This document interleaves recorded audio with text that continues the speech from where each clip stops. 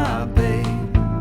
They say it's gone before the light shines and bounces off the moon. Now I don't mean to make you blue, I just want to take your mind off it. I just want to take your mind off it. I just want to take your mind off it.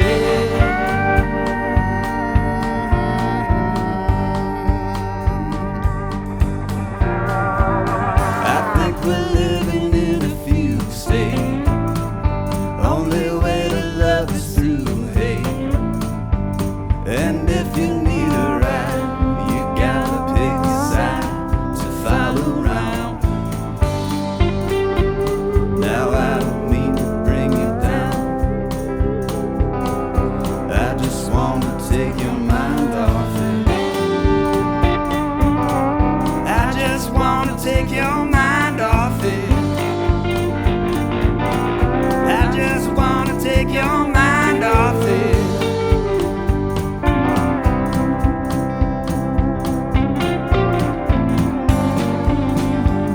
Now I don't mean to pull you down, I just want to take your mind off it. I just want to take your mind off. I just want to take your mind. I just want to take your mind. I just want to take your mind, baby. I just want to take your mind off. I just want to take your mind. I just want to take your mind.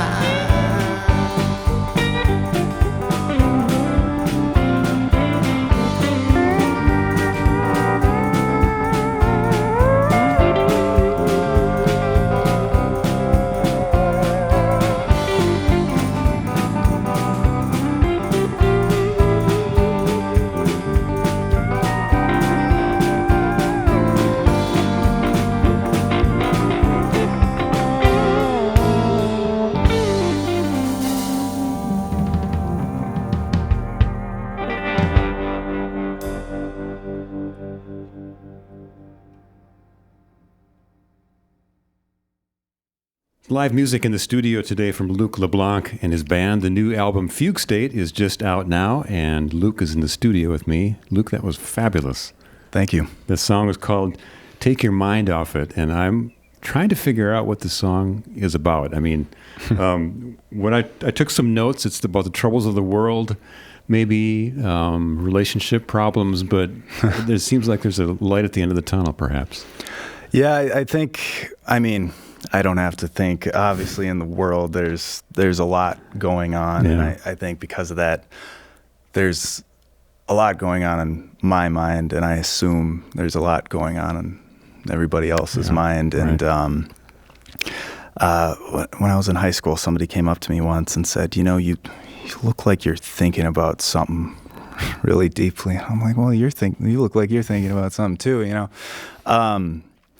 But for me, I mean, personally, it can be challenging just to think about nothing or just focus on one thing. And those moments where, I don't know, you're with some people or you're so into some show on Netflix where that's just the only thing on your mind. Mm-hmm. It's a golden feeling. And if take your mind off it helps others do that exact thing, then that's a win. That's perfect. Yeah. This is your album. We just talked to this. We just mentioned that this is your fourth full album, and you've been doing it for a while now, but you're still in your mid-20s. How does this album feel now that it's out? Are you proud of it? I am. I'm very proud of it. It feels really good.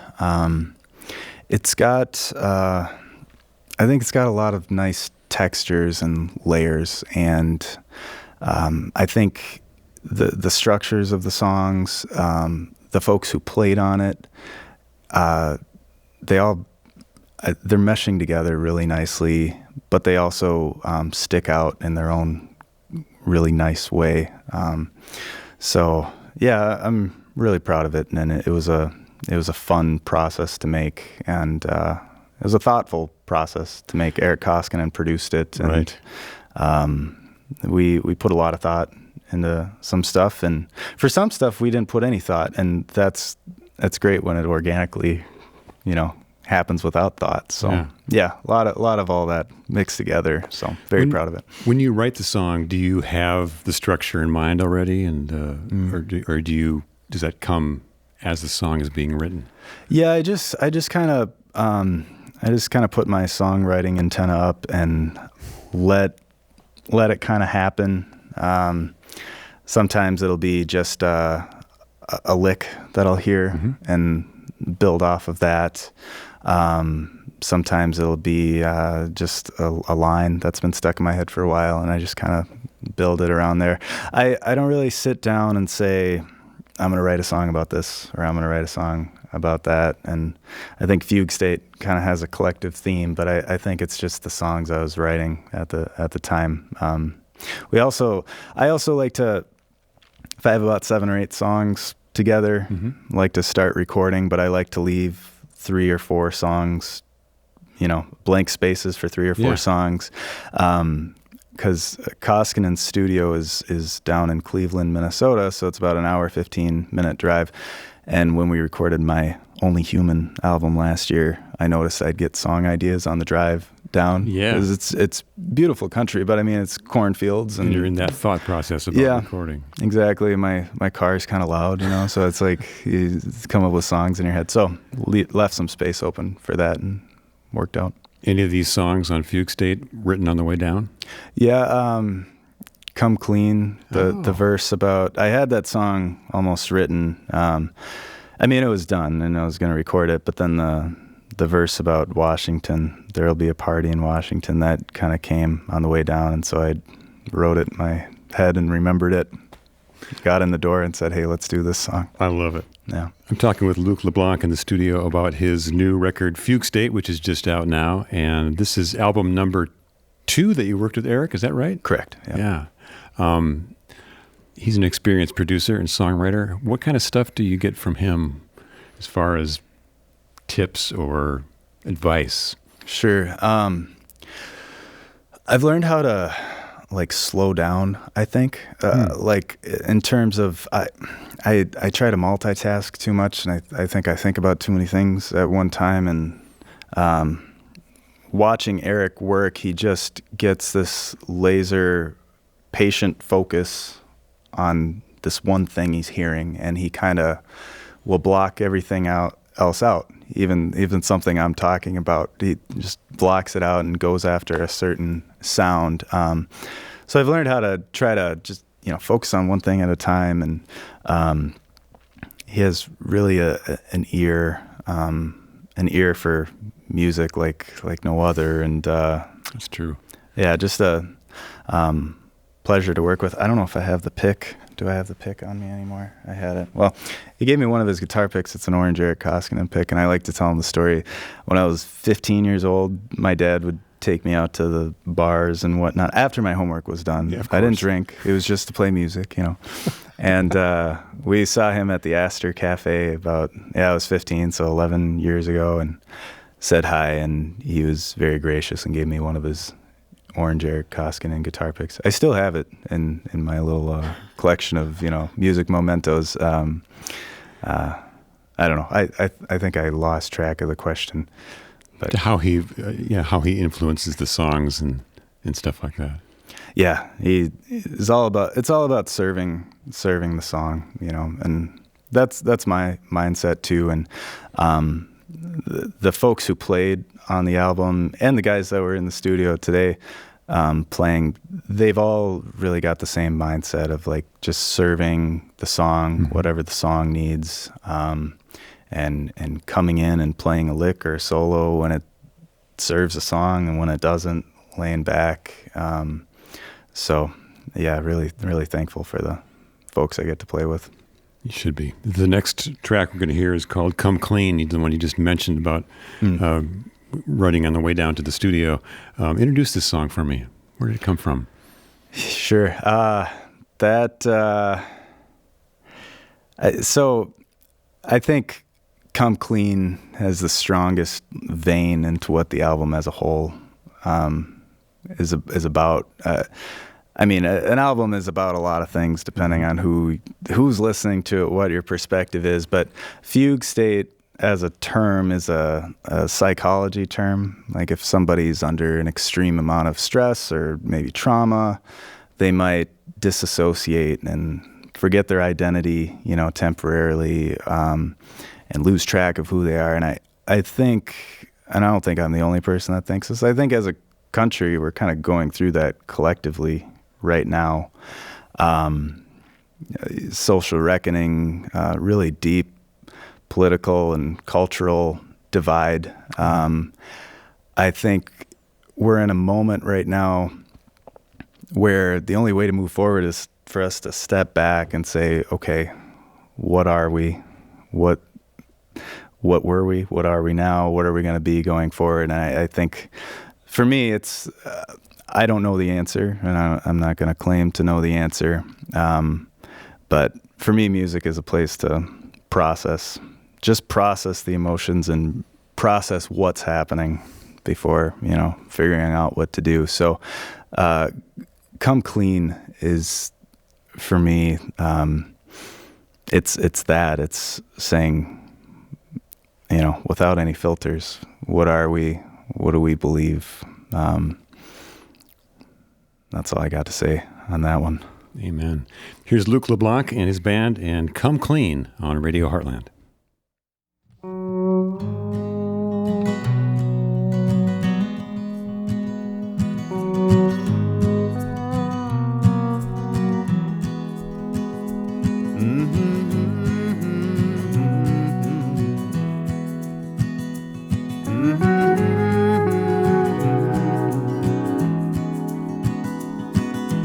Soon that low light will pass. We all knew it would never last. Now and everybody says just what they mean. That's when I'll come clean. That's when I'll come clean.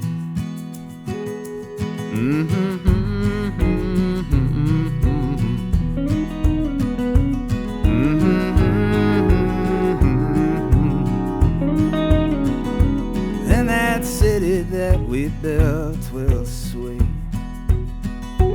like Madonna on a Christmas day,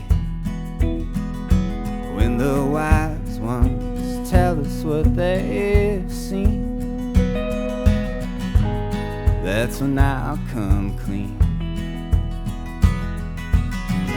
That's when I'll come clean.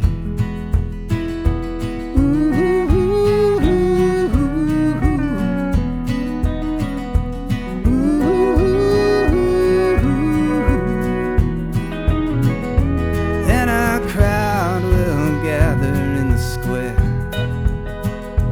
All our fathers and our fathers' fathers there. When the king gives the crown to the queen, that's when I'll come clean. That's when I'll come clean.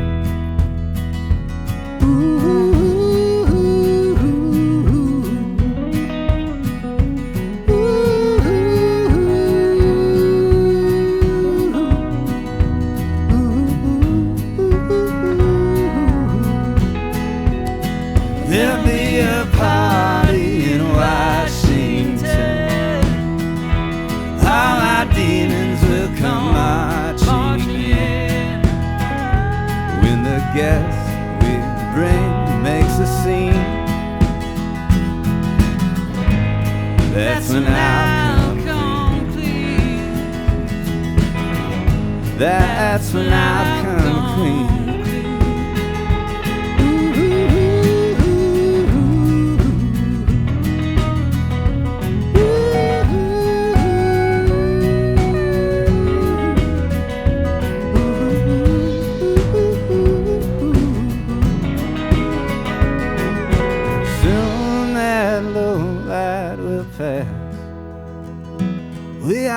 knew it would never last. Now when everybody says just what they mean, that's when I'll come clean. That's when I'll come clean. That's when I'll come clean. That's when I'll come clean.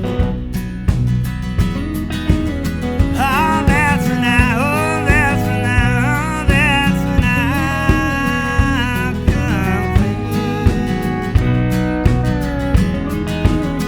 that's when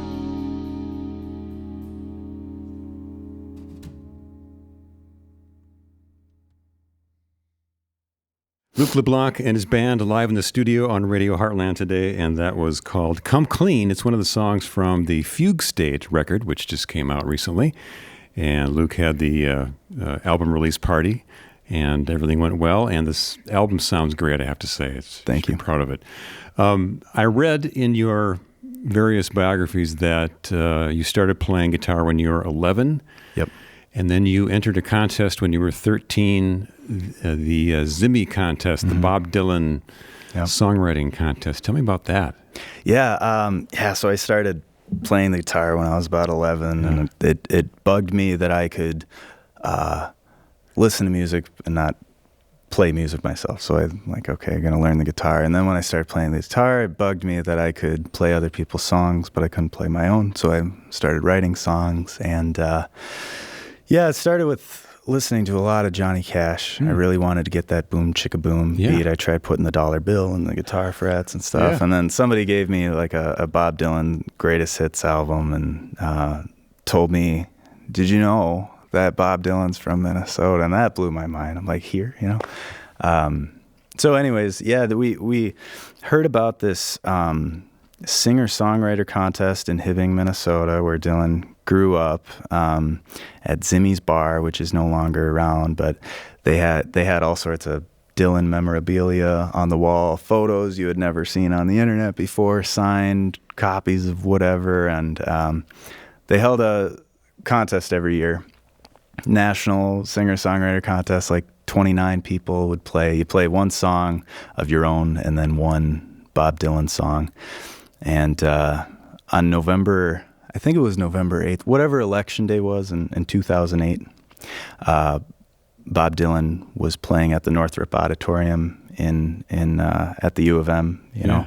And my dad came up with this idea. He doesn't play music himself, but he's got a good ear for music. He came up with this idea. He's like, what if we put we went to the Dollar Tree or something. We got this really big cardboard sign, and we wrote, Luke wants to play with you tonight. Give him a chance.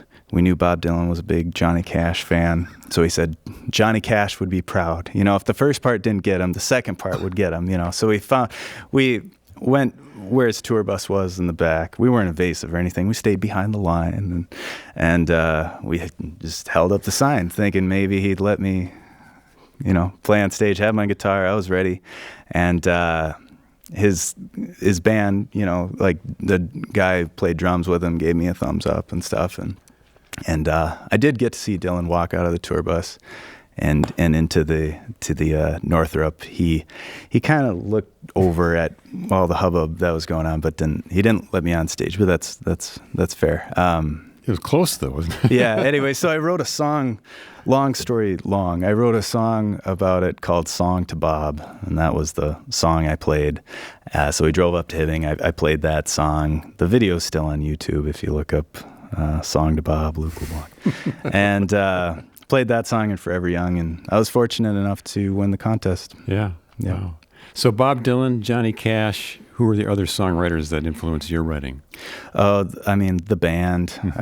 They're my favorite band ever. I was named after the song "The Wait." It's just old Luke, and he's waiting on Judgment Day. Seriously? Yep. Wow. Yep. That's and Luke, my friend. Yeah, oh, Luke, my friend. What about old Emily? Yeah, exactly. Yep. The band, Brandy Carlisle. Just listen to so much of that going, in high school, growing up. There's many more. John Prine, of course. The list is probably growing too, isn't it? It is growing. Yeah. There's so much great music. Houndmouth, I love Houndmouth. The Avett Brothers. The list can go on and on and on.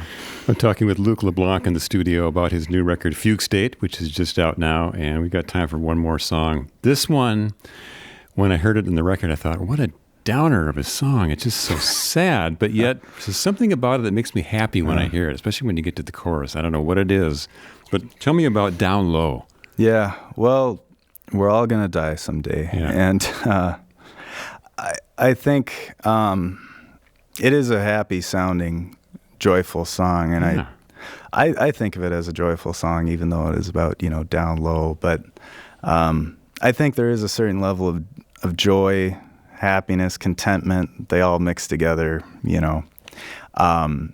There's some contentment and joy with accepting that, I think. Accepting, hey, everything is finite. What are you going to do with that finite time? There's something about that acceptance. And I mean, I'm not the first person in the world to, write a song about death or the end, but something I like to do is, I don't know if you do this too, but up late at night, Wikipedia, reading about, I like to read about the universe, and then, you click through articles and articles, black holes, the universe, planets, time travel. It's all amazing stuff. And the fact that all that is out there and we're just one little dot, it blows my mind every time I go on Wikipedia at night and read about it. And that song just kind of melds in with a lot of it. And Eric Haywood, who played pedal steel throughout the album, Eric and I were trying to brainstorm some pedal steel players, and Ben, who played today, he had just had a child and wasn't available, and Eric was like, "Hey, what about Eric Haywood?"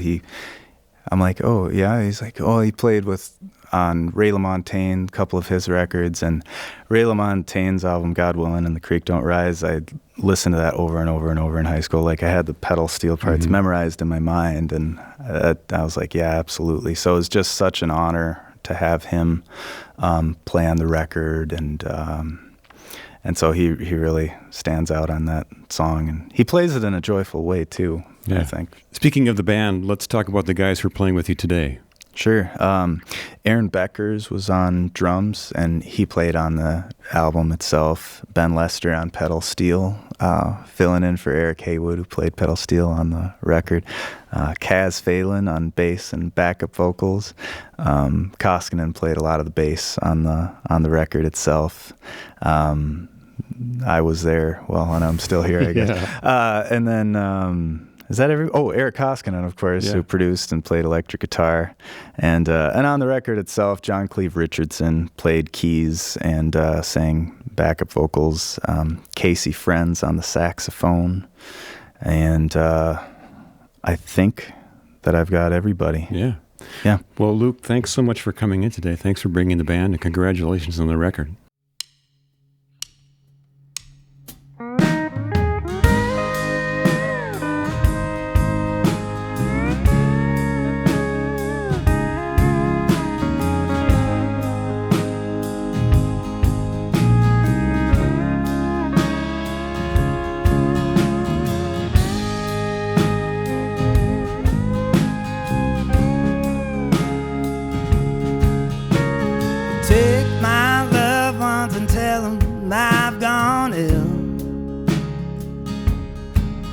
If they ever been angry, just tell them I love them still. Take my enemy and tell him it's the end of me. He can take that envy, do with it what he will. 'Cause I'm going down, way down, down low.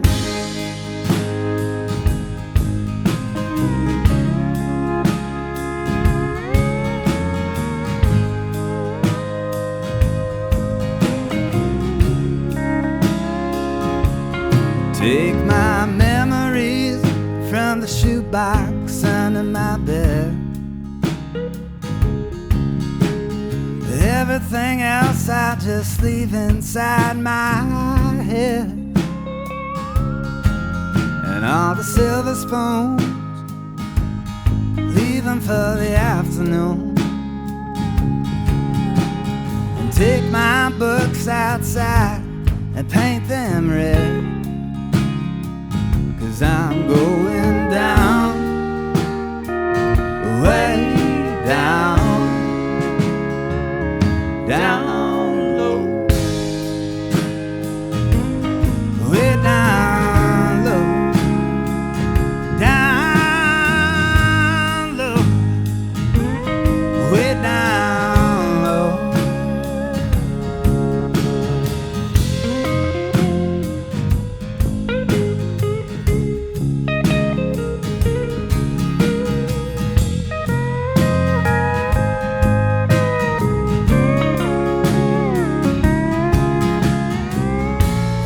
Just a color on the ground. Someday all my light will fade. So put me underneath it. You can turn me round and round. 'Cause I'm going down, way down, down.